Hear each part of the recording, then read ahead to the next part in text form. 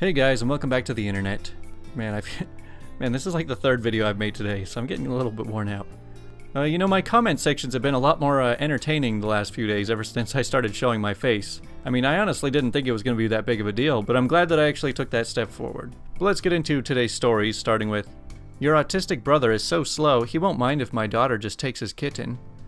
So important info. I'm 18 and I live by myself. In a one-bed flat, I share the main door with my neighbor, who's a big dude in his early 20s, fairly intimidating, who lives upstairs.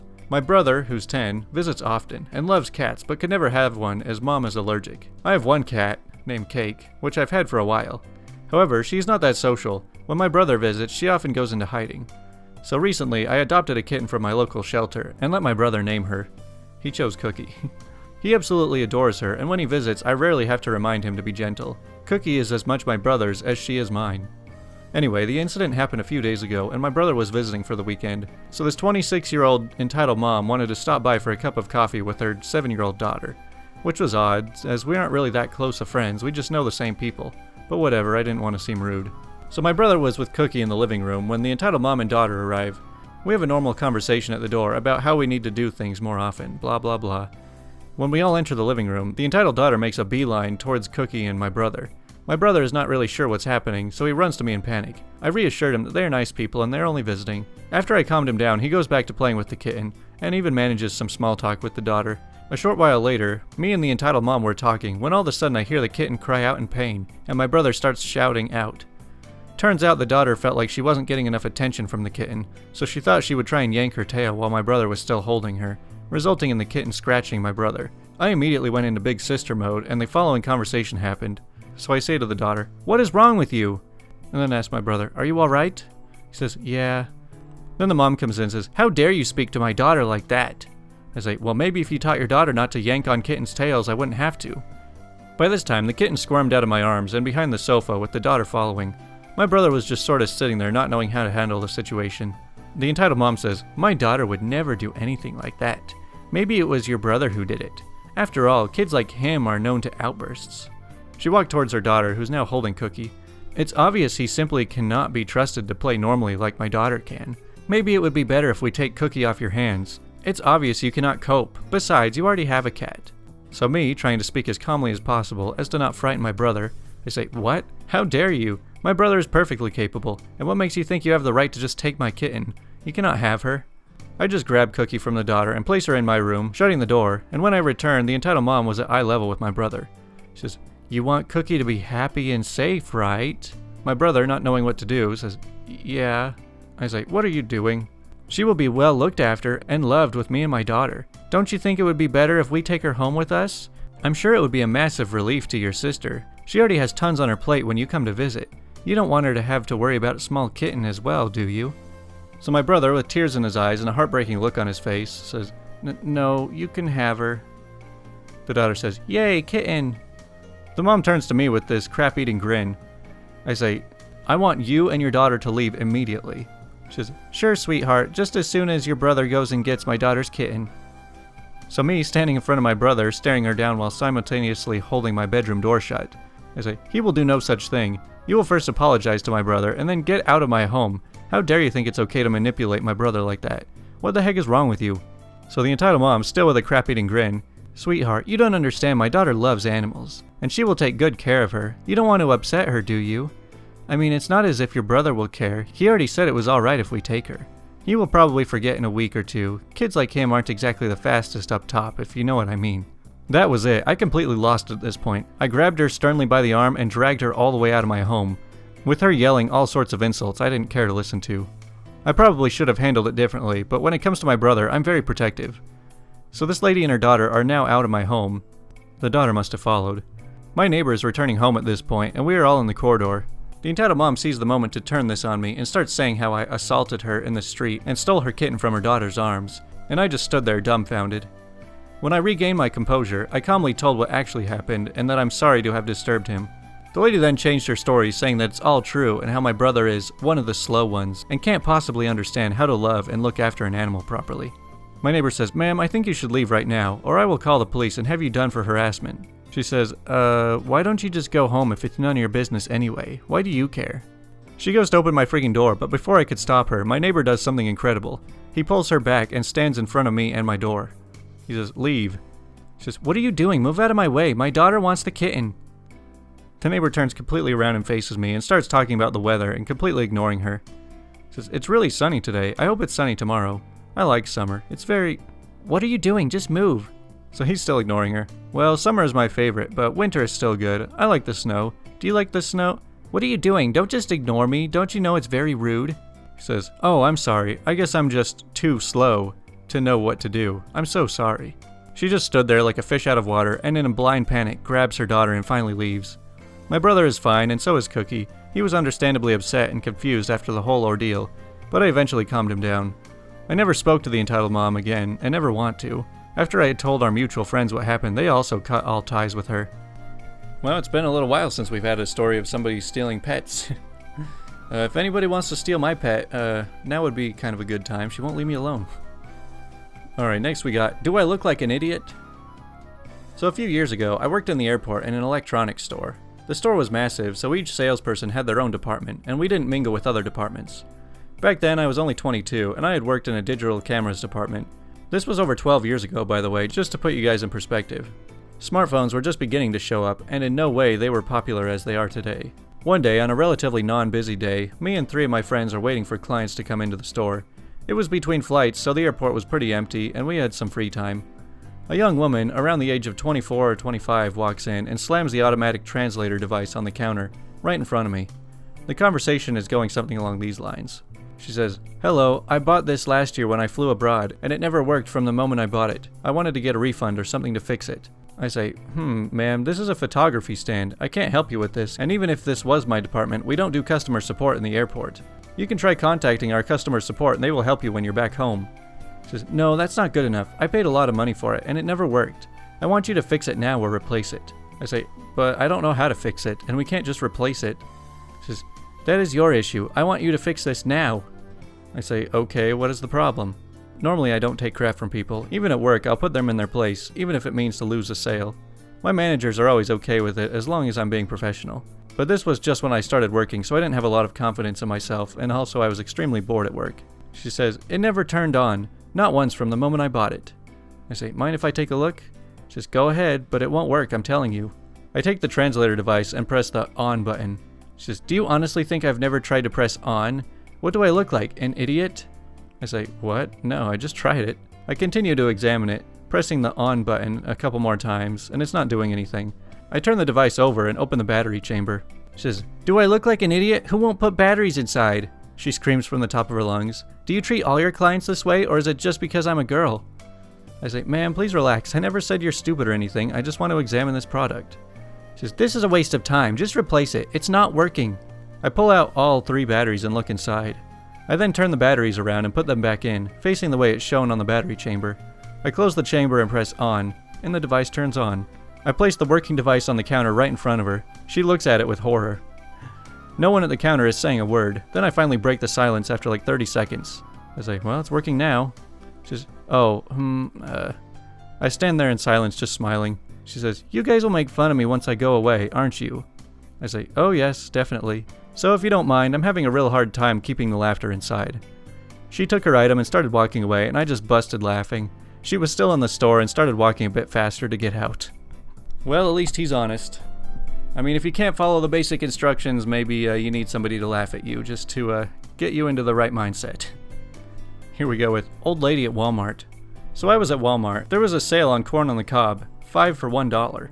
I proceed to put 5 in the bag, and I'm like, $3 for 15? That's what I want. So I'm putting 5 in the bag, and I'm up to my 3rd bag, and this old lady comes over and says, "Look at that, you even bagged the corn for me," and proceeded to grab one of the bags of corn, put it in her cart, and walks away. All I could do was look down and notice I'm wearing a blue shirt. I just let it go because she was old. Well, this wouldn't happen if you were wearing the "I don't work here" t-shirt. Alright, next up we got, don't build a project, enjoy doing my work then. So I work as an engineer, but I wear many hats, including dealing with billing the clients. We bill our time to the projects we work on. My current project was coming to an end in May. This all started in April, and I'm slated to start a new one in June. Now, my project manager receives a bonus for job completion that is directly tied to the profits made on the job, so it is in his best interest to remove excess staff from the job early so they're not draining any more from the remaining funds in the budget. Anything left over from the staffing budget goes to the profit pool. It's somewhat important for me to mention that this project is located 10 minutes from my house, but the new one is 2 hours away, so I asked my manager to keep me on for a month longer so I had time to vacate my current apartment and move to my new one. At the time he said sure, no problem. To my dismay, behind my back, he transferred me off a week after my request. I didn't even hear from him. I heard from my new project manager. I was confused and upset, and I decided that while I wouldn't confront him, I certainly wasn't going to make his life any easier for him. So one of my remaining tasks was to bill the client for the final month. Not a difficult task, but submission is through the client's online portal, which is an antiquated and confusing system to work with. On top of that, the client is a real stickler about making sure the process is correct, and that we don't miss deadlines. There are draft submissions, review meetings, and final submissions to worry about, and each step has its own deadlines. Additionally, we have consultants that need to be paid for April's work. I emailed him asking who was going to take over this task. I explained to him that it was a lot of work, and that I'd just probably stick around for at least a week or two more to show him the process. His response was exactly as I expected. It's just billing, it's not rocket science, I don't need your help. So, to start my malicious compliance, I did exactly as he said. I left it all alone, forwarded every email relating to the project to the manager, and waited patiently for the ramifications to kick in. 2 weeks into May, I started getting CC'd on nasty emails from 3 sides. The client, who was getting frustrated that the project manager wasn't following the process correctly, and had missed multiple deadlines. The consultants, who hadn't received their pay, and upper management, who didn't understand why after 3 years of everything running smoothly, they were now receiving threatening emails and calls from the consultants. I got called in by the regional vice president, asking why I hadn't properly prepped my manager on the process. Turns out that when the VP questioned my manager, he had blamed me. So I showed him the email where I offered to teach him and he rejected. The VP called my manager and chewed him out right there and then asked why he couldn't hold on to me for a month more. It wouldn't have even been that big of a cost to the project. After that, the VP asked me to step back in to fix the issue before the end of May. I told him I could do it, but I definitely have to work overtime to make it happen. I got blanket approval for it and worked overtime all week, plus weekends, and I could expense my mileage to go to the meetings. I racked up 30 extra hours at 1.5 pay and 40 weekend hours on 2 times pay, on top of my regular 40 hours per week. I found out today that part of the overtime will be docked from my manager's bonus. So in his quest to earn a tiny bit more in his bonus by removing me from the project, he ended up losing a ton more. See, when you think that you can do everything, you run into diminishing returns, and then you just mess everything up. Alright, and now for our big final story called Try to Steal Our $400 Security Deposit by Being a Jerk? Fine, now you can pay us $1,300. So this story takes place like 5 years ago, when my husband and I were broke college students with a young baby. We worked hard to afford our crappy little duplex, $600 a month, and necessities, while trying to finish our degrees to one day get ahead. Our duplex was one in an entire neighborhood owned by a large company and managed by a super sketchy married couple who lives on the same street. Before our kid was born, we did the normal excited new parent thing of painting his nursery and decorating, blah blah. Our lease stated we needed permission to paint, which we obtained from the property manager, the husband of the couple. He insisted it would be fine, and being young and naive, we didn't get it in writing because he was so chill about it, so we paint it and move on with our lives. A little while later, our lease was up and we had given notice to vacate as we were moving closer to my husband's school. The property manager was understanding, everything was fine, and we scheduled our move-out inspection.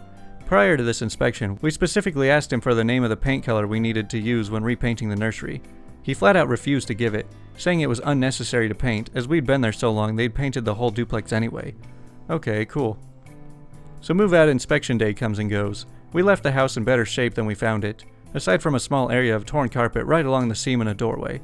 The property manager inspected and said everything looked great, and we should get our whole deposit back, minus a few bucks for the torn carpet. Sounds good, boss. Enter a period of weeks where we waited and waited for our deposit, eventually leaving messages upon messages with false promises or no return calls at all. Eventually, over a month later, this culminated in a phone call with the property manager where he said, and I remember this almost verbatim, "I don't know what you're so worried about anyway, it's only like $200 you're getting back." He cited the painted nursery and the huge mess left behind as deductions, and I coldly informed him we'd be going to court then because we didn't feel we owed for those reasons. The place was spotless when we left, aside from a 6-pack of beer we left him in the fridge for being chill. Not 1 hour later, he called back and miraculously our refund check had just shown up in the mail. Already knowing he was trying to mess with us, we installed a recording app on my phone and went to the office. The check indeed was only for $200 of our deposit, and included no list of what they charged us for. We intentionally goaded him into admitting that he had told us not to paint, and that the house looked great on move-out, and went on our happy way, revenge plan already unfolding. We didn't cash the check and instead emailed the CEO of the entire property company, copying in the property manager and detailing the entire process. The CEO sent back a smart aleck email with a cute little typed up list of deductions, including all the things we were specifically told we wouldn't be on the hook for. A fun detail was that even by his own math, they owed us $230 of our deposit. No one really had an answer for why they then tried to issue a check for $200, but whatever. The joke was on him because we began digging through all the state regulations on security deposits and refunds, hoping to prove that our length of stay meant he couldn't charge us for wear and tear, things like carpet cleaning. And in search, we instead happened upon a statute requiring landlords to return security deposit refunds and an itemized list of deductions within 30 days, or lose the right to withhold for actual damages and be subject to treble damages if the landlord is thought to be maliciously withholding the refund. So we typed up a demand letter for our entire security deposit, citing the statute, which he had broken because we didn't receive any refund offer or itemized list until 6 weeks later. And when he sent the reply, we filed in a small claims court for our entire deposit, plus treble damages and court costs. Now, I don't know if it's clear at this point, but I can be really freaking petty if I feel like someone is trying to mess with me. And it was clear this guy made a career out of stealing money from low-income renters, who likely could never afford to fight it. I was pissed. I spent the next month before our court date compiling all email correspondence, in which he'd screwed himself over numerous times by providing written documentation that he exceeded time limits, charged incorrect amounts, etc. I also compiled phone records showing dozens upon dozens of unanswered and unreturned calls to the property manager, and detailed accounts I'd made immediately after hanging up the lies from the property manager. I printed out a screenshot from the company's own website detailing the CEO's role as the legal advisor, so I could innocently claim, shouldn't he have known the statutes for these issues? I printed all the relative statutes and highlighted the important parts, and then I made 3 freaking copies of everything and nicely compiled each into a binder, complete with sleeve protectors and page numbers. One for our own reference, one for the a-hole property manager and or CEO, we weren't sure how things would show up, and one for the judge himself. We also took our handy little recording of the property manager, admitting to all the crap he lied about and then pretending to have never said. Needless to say, the judge laughed at how prepared we were, asked if we were law students, and then awarded us treble damages and court fees as well as interest. I will never forget the CEO's face when we looked over and smiled at him. All his a-hole emails and disregard for the law were on the table, and rather than giving us the original $350 or so we were promised from our deposit, he ended up paying us over $1,300 a month later. It was glorious. Oh yeah, I completely forgot until my husband and I were just laughing hysterically about this, but the CEO also filed his response to our suit with a counterclaim for $1,225 for expenses incurred as a result of the actions of plaintiff. He never really said how we got to that number, but in his last email before we sued, he did say, "I hope we can avoid litigation in this matter, but we will engage aggressively if forced to do so." Well, this is what happens when you get overconfident and try and screw over people who might try to fight back. I mean, honestly, a lot of times that big businesses try and screw you over, they're really counting on the hope that you aren't going to try and fight it, which is why if you feel like you are really entitled to a refund of some kind, you should definitely try and push it and be like really assertive about it. I mean, don't be like a completely unreasonable jerk about it, but if you try hard enough, you can get a lot done. Alright, the question of the day is, what's the most spectacular way you've seen someone mess up at work? So a guy drops a glove in a deep fryer, sticks his entire hand in it before realizing it's on, and set to 350 degrees Fahrenheit. My current job is a lab technician at a major university, and we had a new guy unplug the small minus 80 degrees Celsius freezer full of recombinant DNA because he wanted to charge his phone. Those are 2 very unrelated stories, but at the same time they're kind of about the same thing. So a coworker received a promotion and a large raise. They were told they should thank the CEO as he initiated the entire promotion. My coworker went on a rant about not asking for any of it, so he's not thanking anyone, and it escalated from there. By the end of the day, he was fired. My coworker actually turned a promotion into a termination. Oh man, I can just picture something like this. Like something just triggers in you and you start getting defensive about it, and then like everyone's just staring at you and you're like, what? I didn't ask for any of this. And then you just get more and more nervous until you like crack. So I was once a bank teller. One day, a guy comes in to pay off a line of credit that he shares with his son. Apparently, his son is a drug addict and ran the line of credit balance up to $10,000, maxing it out. The guy comes in, talks to my fellow teller, pays it off, and signs to close it out. He asked my coworker at least 3 times that it was closed. She assures him that it is. She is also addicted to her phone and loans most of her attention to it. The guy leaves. Several months later, the same guy comes in, enraged with a line of credit bill. He comes to my window and explains the situation. He thought it was closed. It turns out that our bank's policy is that both he and his son have to sign off to close it out unless there was some sort of special circumstances that never happened. The dude owed another $10K because of course his son isn't going to sign off on closing it out if he can run up the balance again. He says he's going to sue. I point him to the direction of someone more qualified than me. My manager tells me he has a good case and will probably beat our corporate bank in court. I'm just a teller. Some days it's good to be on the bottom. Glad it wasn't me that messed it up. Man, maybe he should do something about his son, too. I mean, $20K on drugs? That's a bit more than just a racked up phone bill. So I work at a call center. I reviewed a call where the guy thought a phone was muted and called the customer, a bad name. The customer called him out and he tried to backpedal and make up some story, but he was fired shortly after. Hey, we had a story just like that not too long ago from Tales from Call Centers. Like I said, don't rely on the mute button. I did not see this, but it's a well-known case in employment law. Using a forklift to lift a wheelchair-bound coworker up to an elevated deck to attend a safety seminar. Man, they must have really needed that seminar if that's what they were doing just to attend it. So one of my coworkers at a grocery store accidentally locked the only master key set in the security office. Into the security office. Then attempted to break the door down with a claw hammer before anyone could find out. 10 minutes of furious attacking, only succeeding in attracting the attention of everyone in the store, breaking off the handle, and bending the entire lock, making it inoperable by the locksmith brought in later. Man, it's so sad when you make a mistake, and then you just make things worse when you try and fix it. And now everyone knows what you've done. So a couple of years ago, we had a new supervisor directly from corporate. He got a promotion and moved from another city. He was a complete jerk, micromanagement nightmare, arrogant, etc. But someone up the corporate ladder really liked this guy, so he had full support from the bosses. Then in his first month of work, his company car was stolen. It was insured, so no big deal. A week later, his replacement car was stolen again, and a third car 2 weeks later. Turns out the guy had trouble with alcohol. He got really drunk and left the car open on the street and just forget about it. He wasn't fired, he was just moved to a desk job with no company car. I mean, if you can't be trusted well enough to not have 3 cars stolen, I don't know that it's a good idea to keep you in the company. So someone bought $100 in lottery tickets, then convinced my stupid coworker to give him a refund on the losing ones. Man, I want to know where this guy works. Yeah, let me just buy up all your lottery tickets, and you know, if I win, then cool, but if I lose, then I'll just take my money back. Well, that does it for today. I hope you guys are enjoying these stories. You know, I'd like to start incorporating some more non-story stuff to this channel, because it's only a matter of time before I just get completely tired of a lot of these stories, because there's a lot of repetition. So, hopefully we can find sort of a good middle ground where I can do various things and people will still watch. So, anyways, thanks to everybody for watching. I'll talk to you guys tomorrow.